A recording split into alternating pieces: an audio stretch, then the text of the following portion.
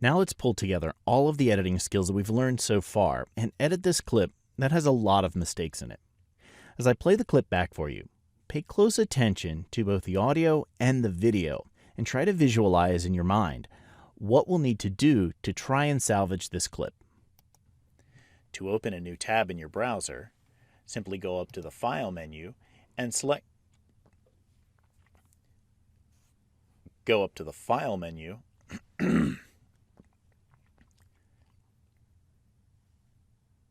Go up to the File menu and select New Tab from the drop-down menu. A new tab is opened up and automatically selected for us. To close a tab, click the X. To close a tab, click the X on the left side of the tab. Click the X on the left side of the tab. If you want to open a link in a new tab, all you need to do... You probably noticed that I didn't do a very good job of managing my mouse movements. So let's begin by separating the audio and the video into two separate tracks. That way we can edit them separately and then make the whole thing come back together. Now there's two ways we can accomplish this. We can click on the clip, copy it, and paste a second copy of it to a new track, then drag the second clip back until the two snap back into alignment. We can then turn off the audio on this second track by going to our Properties Inspector Audio tab and turning the gain all the way down to 0. This can be very helpful because both of your tracks will now completely retain all of their audio, giving you more options for editing later, but you can quickly end up with a very confusing and complicated timeline. So either undo both of these steps or go to your File menu and select Revert to Saved. Then right or control click on our clip and select Separate Video and Audio. This will convert our single clip into two separate clips where the audio is one clip and the video is in the other clip. Let's rename our tracks to help us remember what content goes where. Double-click on track 2 and call it Audio, and then double-click on track 1 and call it Video. Now, to help us focus exclusively on our audio, turn hiding on for the video track. Then, let's cut our audio track. Zoom into your timeline using the zoom slider or pressing Command-Shift = a few times until you can see about the first 20 seconds of your timeline. Then, hold down the Command key on your keyboard and let's make a clip selection of this first edit that we need to make.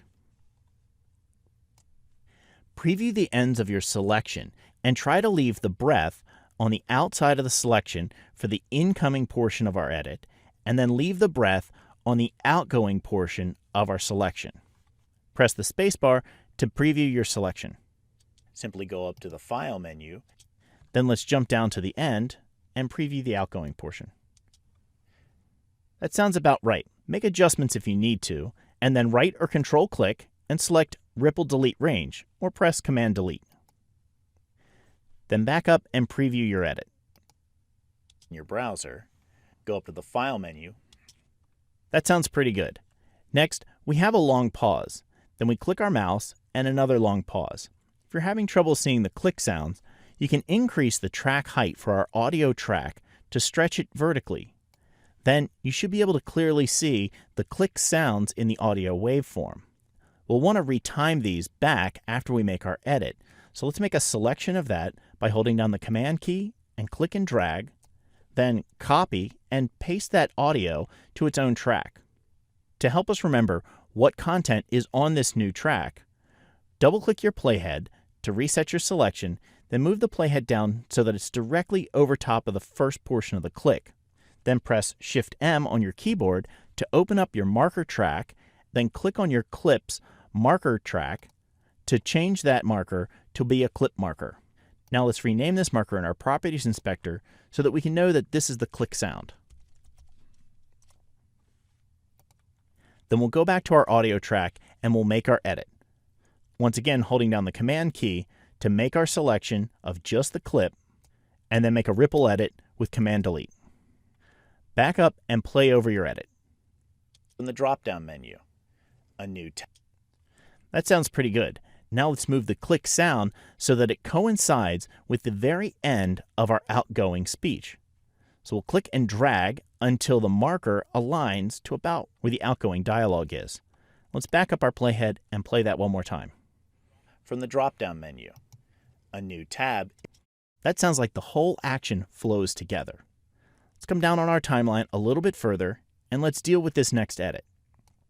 Here we have our first take, then we make a mistake, then we have a second take where we get the beginning portion of the take correct, and then we mess up at the end of this take, and then we have a clean portion of the end of the take.